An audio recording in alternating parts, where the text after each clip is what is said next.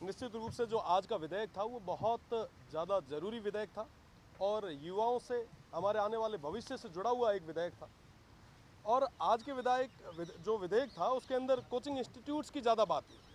मुझे लगता है कि कोचिंग इंस्टीट्यूट से ज़्यादा बात मेंटल हेल्थ की होनी ज़्यादा ज़रूरी थी कि आज के समय में ये जो आत्महत्याएं हो रही है ये हो क्यों रही है। हम कोचिंग इंस्टीट्यूट्स को ब्लेम कर रहे हैं। देखिए, जब आपको स्कूल्स में, कॉलेजेस में, यूनिवर्सिटीज़ में प्रॉपर एजुकेशन नहीं मिलेगा, वो स्ट्रक्चर नहीं मिलेगा, तो बच्चा कहीं ना कहीं तैयारी करने के लिए जाएगा।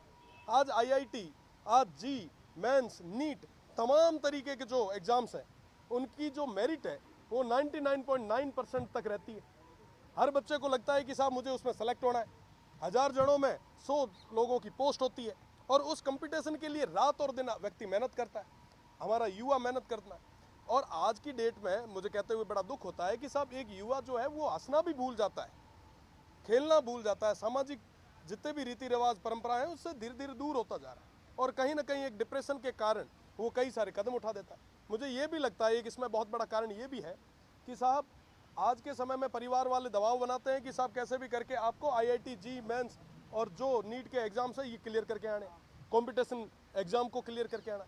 जब बच्चा वो क्लियर नहीं कर पाता तो कहीं ना कहीं उसको एक धक्का लगता है। घर वाले कहते हैं कि साहब रिश्तेदार क्या कहेंगे, और उस हमारे राजस्थानी में क्या करें कि ओड़ू मेरे चक्कर रमी वो बच्चों इतो मोटो कदम उठा ले जिकर कारण वो पूरा फ्यूचर जो है वो डिस्पॉइल हो जाए।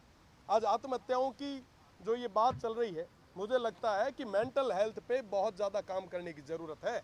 आज के समय में अगर मैं बात करूं मेरे क्षेत्र की, वहाँ की एजुकेशन की, तो निश्चित रूप से मैं कह सकता हूं कि वेस्टर्न राजस्थान पूरे में शिक्षकों की भारी कमी है।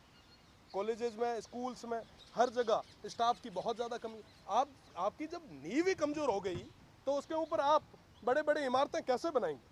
आज के समय में मैं बात करूं आपको आईआईटी जी की, जी मेंस के अंदर इरोडोव और क्रोस्टैक की थ्योरियां जो है वो पढ़ाई जा रही है। ये सब जो थ्योरियां हैं ये नासा की थ्योरियां हैं, पूरे वर्ल्ड में कहीं नहीं पढ़ाई जाती।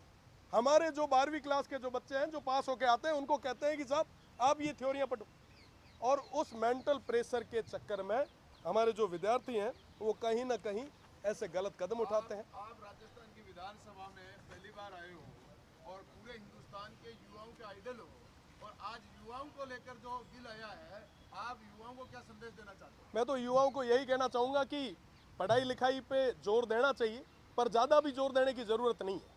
12वीं क्लास में मेरे बायो सब्जेक्ट था, 78% थे। आरबीएसई बोर्ड हुआ करता था, उस समय पीएमटी, प्री मेडिकल टेस्ट हुआ करता था।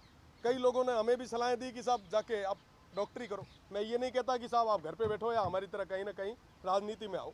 मैं ये ज़रूर कहता हूँ कि स्ट्रेस नहीं लेना, जो आपको फील्ड सही लगे आप उस और कदम बढ़ाएं। और निश्चित रूप से हमारे राजस्थान के युवाओं में क्वालिटी की कोई कमी नहीं है, वो आने वाले समय में इस देश का और प्रदेश का नेतृत्व कर सकते हैं, नाम रोशन कर सकते हैं। बस यही फ़र्क है कि उन पे कम से कम मेंटल प्रेशर दिया जाए और अभिभावकों को विशेषकर इस चीज़ का ध्यान रखने की ज़्यादा ज़रूरत है।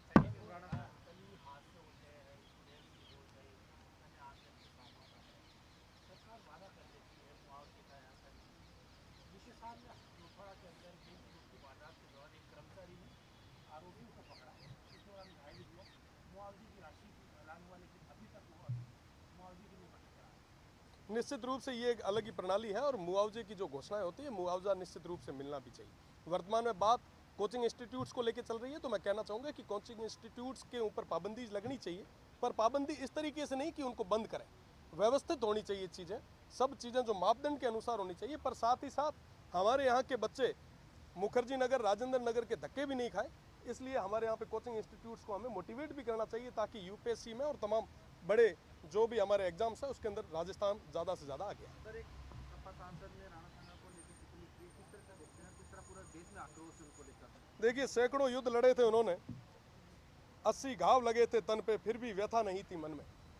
सस्ती लोकप्रियता के लिए लोग कुछ भी उल जुलूल बोल लेते हैं, और बड़े बड़े शर्म की बात है कि राजस्थान के उस गौरवमयी इतिहास को कुछ लोग अपनी सस्ती लोकप्रियता के लिए चैलेंज करते हैं, और वैसी बातें राजस्थान की इस सबसे बड़ी पंचायत में नहीं की जाए।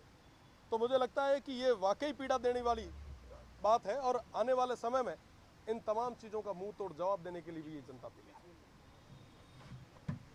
बहुत बहुत धन्यवाद आपका। देख लिया, तो आप यही चाहते हो कि साहब यहाँ पे ये इंस्टीट्यूट बंद हो जाए तो मुकुट की नगर भेजना?